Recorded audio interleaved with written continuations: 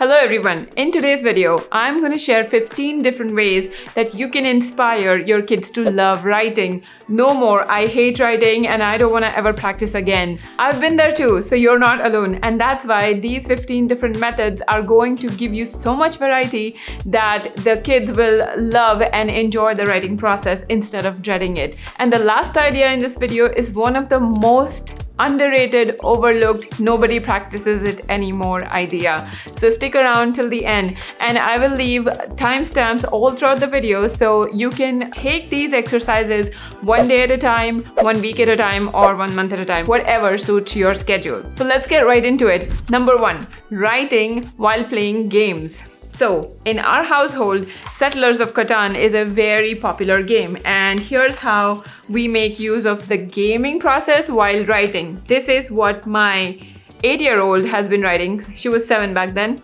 but she would just ask for resources in writing instead of speaking it out.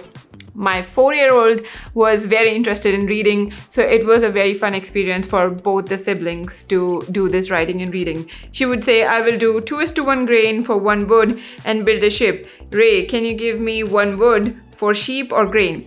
If you notice over here, we do not worry about spellings, punctuation, anything. This is free writing, this is fun writing, so they can actually enjoy the process. Here we also have, I get 1 grain and daddy does 2. Ray gets 2 brick. Daddy, what do you have to trade? A grain for wood, grain for 2 wood and 1 brick, things like that. There is a lot of repetition because these resources are repeated while they're playing the game. So it's good practice, and as they repeat the spellings, they get better at those words as well. By the way, I'm working on my updated board games video. So if you want ideas for the summer, stay tuned, subscribe to the channel, and you will get a notification once I upload that video. We have been playing incredibly fun and educational games in the last 3 months, so I am so excited to make that video. And this is one of the new games we've been playing a lot. It's called Trekking Through the National Parks. We learn a lot about the national parks, and the kids get a practice of a graph, just going from one point to the other in the shortest distance possible. So great work for their brain and learning while having so much fun. And the game comes with these cards for scoring, but they only give you like 20 cards. So my daughter created her own version of this game card. So any writing is writing. Just inspire your kids to write in different ways and forms. They will start to figure out what they love doing the most, but they are still getting practice. And this is my one hot tip. If you'll notice, most of these writings are very utilitarian writing methods where the kids are doing something to achieve a goal. It's not random copy work where they're just writing for the heck of it, or some sort of essay writing where there's an audience of one person, that could be the teacher or a parent or a guide, and then they get that writing back with lots of red marks as if it was a war zone. That is not inspiring. Inspiring writing is where kids can find a use for it. So you'll see a lot of these ideas are utilitarian writing. Here's a bonus idea. Have your kids use a red pen on a grammatically incorrect page and help them find errors like detectives. They will love the role reversal.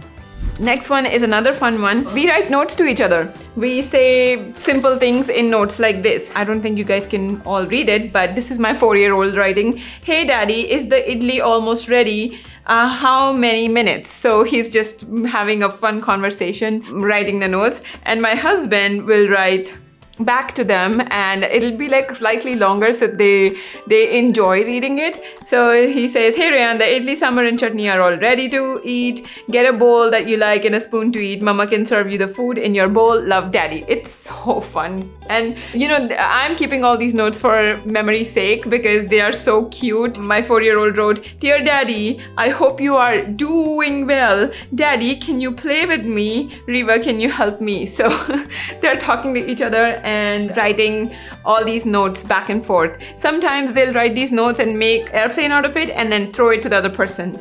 All fun.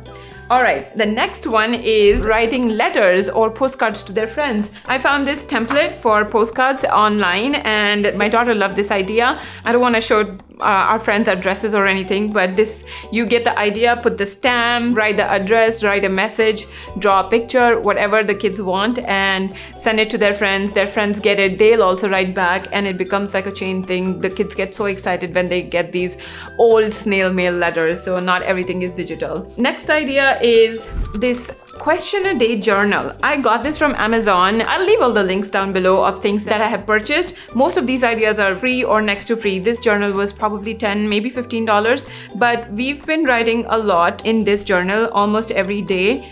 And slowly I've been helping my kiddo improve her writing. We do edit after she writes this one, so I will show her punctuation, capitalization, using the lowercase and uppercase properly. So she has made a big progress just doing this. We do 3 questions a day because we don't really do it every day, so it doesn't have to be day 1, day 2, because sometimes there is like extra resistance to sit and write in a book like that.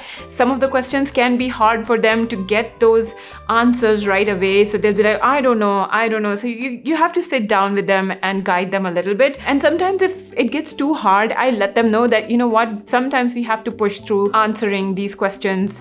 And most of them is about themselves, and kids at this age are thinking a lot about themselves. It's a survival instinct. They are more into their own body, own self. So this type of exercise can be interesting to them, but at the same time they might not know what do you do when you're scared or angry or hungry, things like that. They may or may not know those answers, so just guide them, give them some ideas, and the more you do it, the better the kids will get at answering it. You'll see we've seen a lot of progress in just maybe a month of writing this journal every day. I also do some of the writing, so I will note down these questions and write my answers, like what do I think, what would my perfect room look like. So then I'm modeling that behavior for them. Next is something so near and dear to my heart. My husband printed these out on Mother's Day, and here's my 4-year-old's response. He wrote all the things that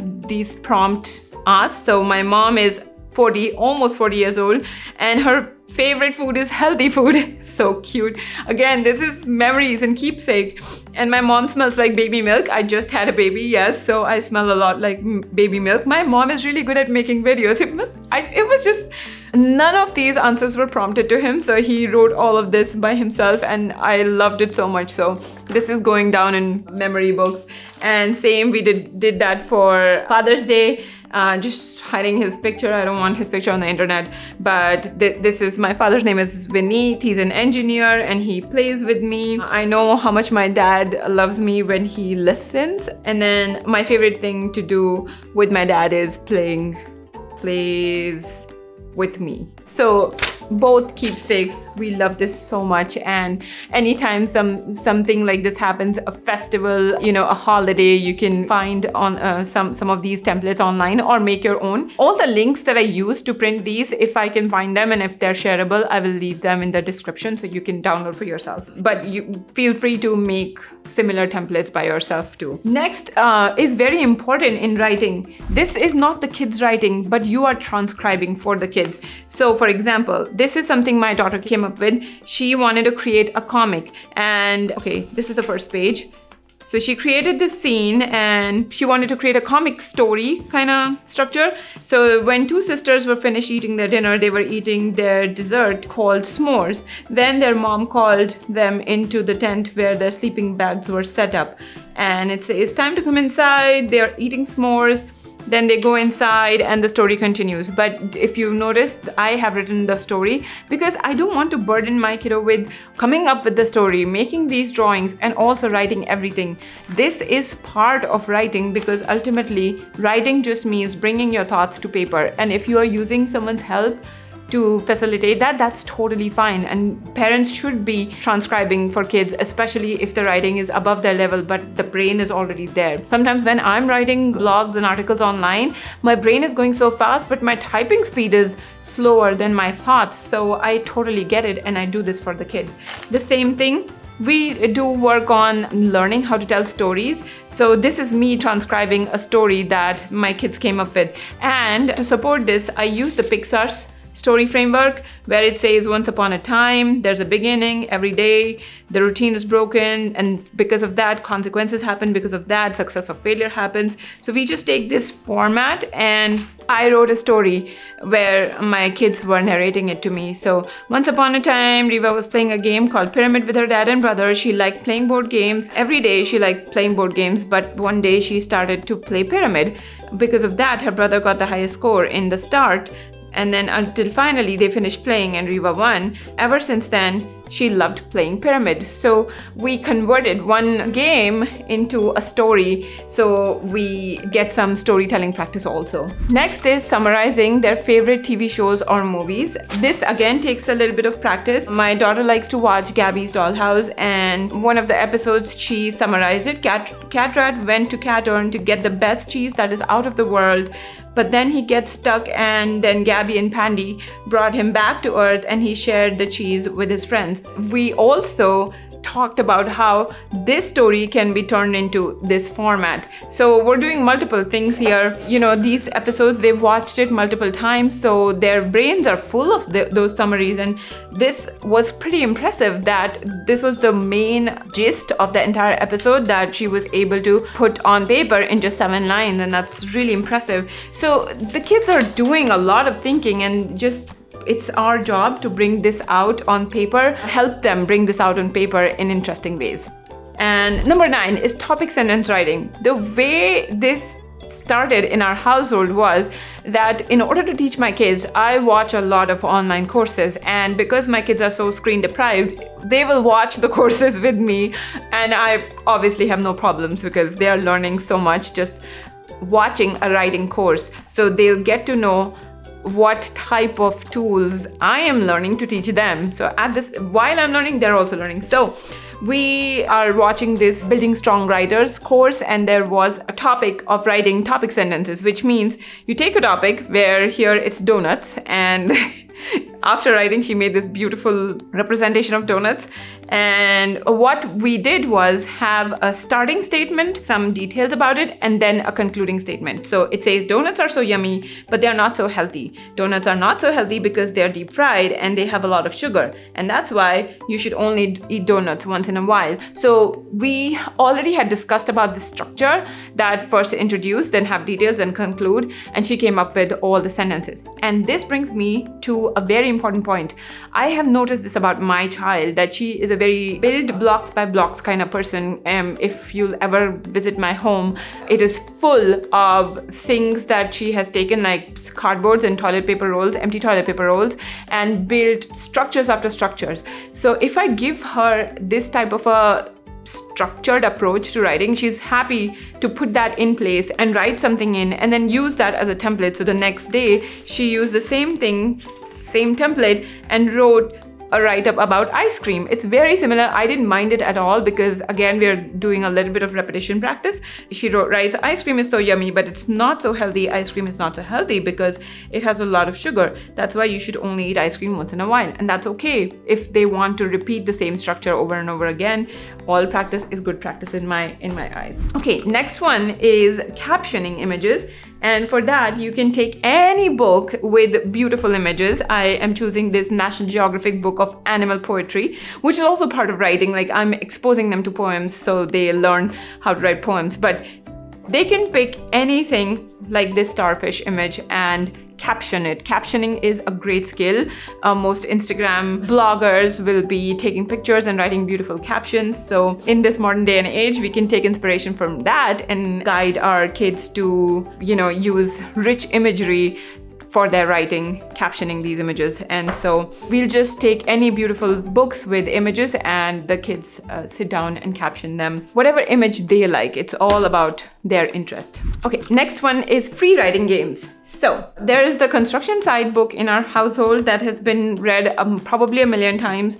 And what my daughter decided to do was make a writing game out of it. So she wrote one day at the dash yard 5-R working hard, and had her brother fill out the blanks, and he knew them by heart because he has read this book so many times. But again, all good practice. We also created almost like this Montessori grammar exercise is almost gamifying the grammar. So I had shown my kiddos all the grammar symbols of Montessori, noun, adjective, article, and then once I wrote a sentence, we have this wooden stencil that she used to label all the nouns, conjunction, article, verb, adverb, all of these words. So it kind of gamifies the grammar, and I really enjoy doing this Montessori work with them. So whenever we find an interesting sentence, we will use these symbols, and the kids remember all different parts of speech much better. Here's another example of gamifying writing.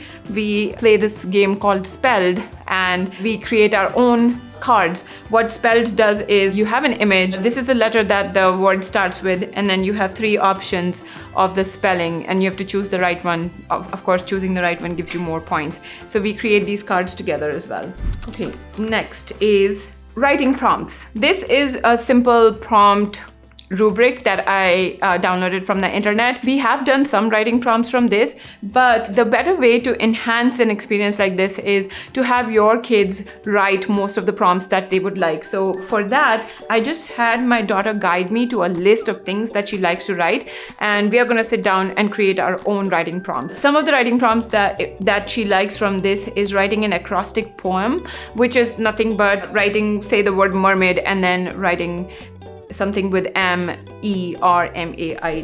She wrote this acrostic poem right here, mermaid. So the first sentence starts with magical mermaids and unicorns too. Every day the unicorns and mermaids play together. Again, we don't worry about the spellings. Nothing is wrong. Most of it is free writing. So whenever I invite her to sit with me and edit, I will show her the spellings, and then we keep repeating the same process. It's not a shaming process. So they are just figuring out these sounds and phonetics, and it is wonderful that they can come up with a letter that sounds like a J. Anyways, English spellings are so confusing that whatever they come up with is wonderful, and we keep working with games like Spelled, or reading the letters over and over, or sometimes we'll watch spelling bee competitions, but not to compete, but just to show them what's possible. When you have certain roots of the words understood, then you can come up with more spellings. And we also work on etymology for that same reason, but that's a little bit out of the scope of this video. Next is writing games. The kids were having fun decoding these letters. One of my friends left it for them, so we just kept playing these games. They are very fun. So A is 1, B is 2, C is 3, and then you give them something to decode by just giving them the numbers, and then they use the key to write these words and alphabet. Letter 7, what word is the word that is spelled backwards and forwards, and the word is race car. So the kids had a lot of fun decoding this one. Next one is Mad Libs, but from their favorite TV show or movie. So I found this again on the internet, and I'm going to combine this with when she writes the summaries of her shows. She can come up with these Mad Libs pages and have her brother or friends write down nouns and adjectives and verbs inside of her own Mad Lib creations. So play around with their interests and try to combine the different concepts like grammar and Mad Libs and TV shows, and they can come up with a project. It is all about writing, but creatively, and they are not feeling like they're punished that they need to write something. Another one that we came up with was my daughter wanted to build a restaurant out of this giant cardboard box. So she wrote the menu for it. She wanted to add aam panna, a refreshing drink made with raw mangoes and sugar, a nutty pudding, a mix of nuts and berries, Maggie, a spicy noodle dish, and a mango sorbet. These are some of her favorite foods, so she wanted to add it to her own restaurant. Now, all these were wonderful ideas that you guys can use and have your kids work on writing all summer long, all year long. But the last one that I promised, that is the most important tip that I can give you for helping your kids love writing, not just today, but in future years, is that you model this behavior. I have decided I'm going to get back into writing, and every day I'm going to be writing in front of my kids. So even at a macro level, if they see, oh, mama is writing something in a list format, so that is one structure, or she's using the Pixar story framework. So she wants to write a story. So I write mostly nonfiction stuff on medium.com, but I am very willing to learn how to write more stories and more fiction as well, just so that my brain gets more primed. But the whole point of this exercise is that I am able to model this behavior, and when I write my thoughts down, things get clear in my head. While I was writing this video, there were so many connections that were made inside my brain, like the Mad Libs connecting it to the movie Summaries and the kids doing that exercise. In fact, this is the cue card that I was using the whole time. And I had my kids take a look at it and remind me of the things that I was forgetting. So I already included them in this writing exercise, so they see the work that I'm doing, and they are also inspired in the future to write this way. So I hope you got lots of ideas. If you have any interesting ideas that your kids have been loving to practice their writing, please leave them down in the comments below. I read all of your comments and they're so encouraging. So I would love to see what ideas you come up with or you're using in your household. I will be making another math video and a board games video very soon. So stay tuned and subscribe, and I will see you in the next one. Bye.